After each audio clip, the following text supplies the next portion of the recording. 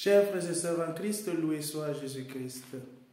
Après la résurrection du Seigneur, les textes liturgiques qui nous sont généralement proposés sont tirés des actes des apôtres et des épîtres à Saint-Pierre. Ces textes liturgiques ne nous sont pas proposés au hasard. C'est justement parce que l'Église nous présente que les difficultés qui avaient fait face aux apôtres.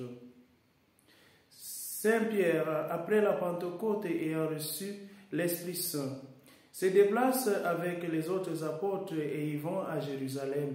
Ils évangélisent au temple. Ils commencent toujours par ces paroles: convertissez-vous.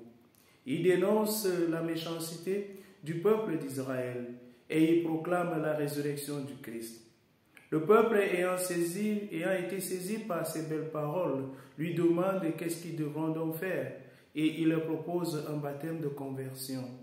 Ce baptême ne sera donc plus le baptême qui avait été administré par Jean-Baptiste, mais c'est un nouveau baptême, un baptême qui sera fait de la Trinité. Vous serez baptisés désormais par de l'eau au nom du Père, du Fils et de l'Esprit Saint. Jésus, aujourd'hui dans l'Évangile, parle des voleurs et il parle du bon maître, du bon berger. Si, il est vrai, le Messie qui est venu parmi nous, qui a vécu parmi nous, s'est donné par obéissance jusqu'à la mort. Et il nous montre l'exemple de cette obéissance que nous devons suivre.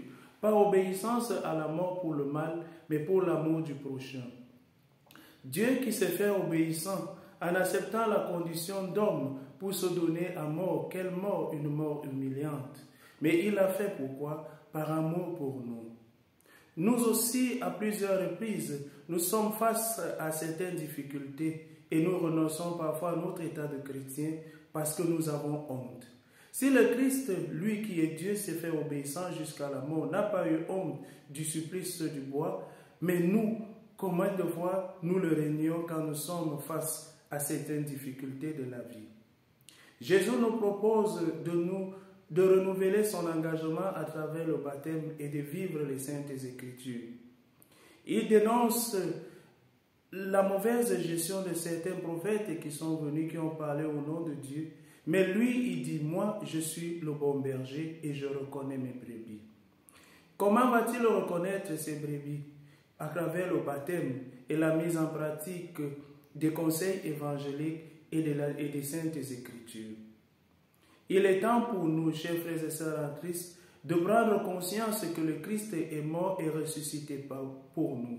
Et nous devons être obéissants, obéissants aux vertus, obéissants à ce que l'Église nous donne comme précepte, obéissants parce qu'il est mort pour nous et il nous a sauvés. Il est temps pour nous de prendre ce baptême et de nous mettre en route, afin de vivre la Jérusalem céleste. Chers frères et sœurs en Christ, loué soit Jésus-Christ et soyez obéissants aux Saintes Écritures et à la vie de l'Église.